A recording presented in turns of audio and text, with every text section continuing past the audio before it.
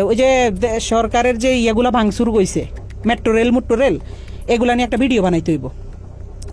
এ কথা বলে আমারে বলতে যে তোলাই ভাইয়া কিছু টাকা পাঠাইতেছি, তো হে তো যেটা বলে আমরা তো ভয় পাই। আমি কিন্তু হেরে বাঘের মতো ডরাই।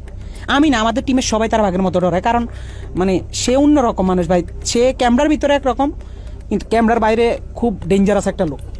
তারা কিন্তু সবাই ভয় পায়। ইউটিউব ইন্ডাস্ট্রিতে একটা টাইমে তার সবাই বাঘের মতো ভয় পাইতো। সবাই তার অফিসে ডাকাইতেছে। যারা আমরা টিমের যারা মানে ছাত্র আন্দোলনের সময় তার বিপক্ষে চলে গেছিলাম। তার বেল্টের বাড়ি আমার তো বেশি কেউ খায়নি।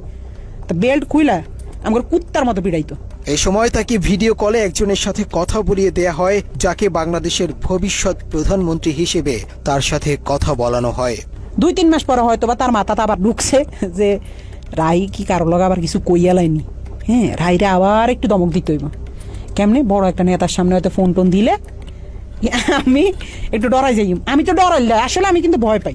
তো হঠাৎ একদিন রাইতে আমি নোয়াখালী 10:30-11টার দিকে হঠাৎ একটা ভিডিও কল। তো ওই দাফে দিয়ে তো আবার তলপেটে কামড় দিয়েছে। আল্লাহ এতদিন পর হঠাৎ কল দিয়ে আবার কি জানি কি কয়। হঠাৎ ফোন দিয়ে কয়, শুন তোর লগে একজনের সাথে একটু কথা বলাই দিব, বুঝছস রাহি? পর আমি কই জি ভাইয়া, কোনো সমস্যা নেই বলেন। পরের দিন দেখলাম হঠাৎ করে বিপিনুর ভাইয়ের সাথে আমার কথা বলাই দিছে ভিডিও কলে। আমার কইতেছে একজনের সাথে তোর কথা বলাই দিব, সে কিন্তু নেক্সট বাংলাদেশের অনেক বড় মাপের একজন কেউ হবে, প্রধানমন্ত্রী বা মানে ভালো একটা পদে যাবে।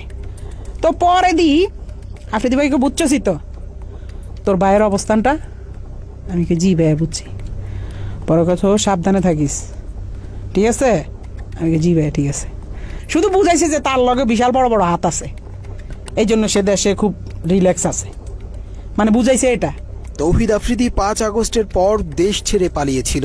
এরপর আসামি হয়েও আইনজীবী দিয়ে বাদীর মামলা পরিচালনা করা এবং নুরুল হক নূরকে নিজেদের পকেটে নেয়ার পরেই আফ্রিদি সাহস করে আবারও দেশে ফেরেন। 5 আগস্টের পরে 2 মাস 3 মাস সে আসে নাই। তখন আলহামদুলিল্লাহ বলছিলাম যে আল্লাহ সে না আসুক, সে তার মতো থাকুক, আমরা আমাদের মতো থাকি।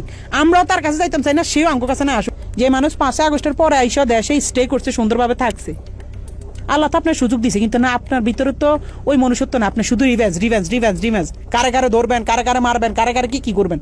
আপনার মনের মধ্যে শুধু এসব হারামি। আল্লাহ কি আপনার ছাড় দিব? এসব কারণে তো আল্লাহ আপনার ছাড়ে না। এভাবেই বাপ বেটা মিলে তিলে তিলে গড়ে তুলেছেন অপরাধের এক ভয়ঙ্কর সাম্রাজ্য। আমরা বৈষম্যহীন স্বাধীন এই দেশে এরকম অপরাধীদের দৃষ্টান্তমূলক শাস্তি দেখতে চাই। বাবার টেলিভিশনকে কাজে লাগিয়ে আর কোনো পুত্র যেন তৌহিদ আফ্রিদির মতো ভয়ঙ্কর অপরাধী হয়ে উঠতে না পারে। দর্শক, আজ এ পর্যন্তই। আবারও দেখা হবে ক্রাইম এডিশনের নতুন কোনো পর্ব নিয়ে। বাংলা এডিশনের সাথেই থাকুন। অন্ধকারে আলো খুঁজতে আমরাও আছি আপনাদেরই সাথে। ভালো থাকবেন সবসময়। আল্লাহ হাফেজ।